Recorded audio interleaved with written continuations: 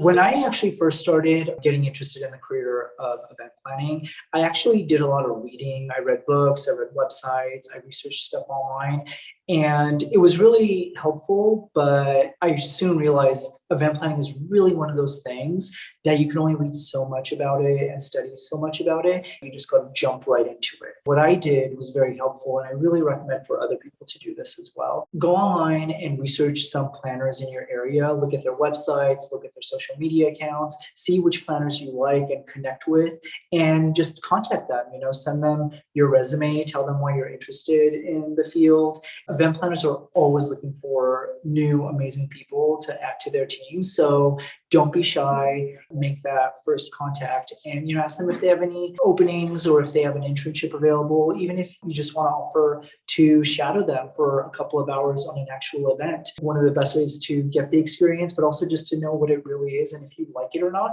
is just to jump headfirst into it and work with a planner that's in your area.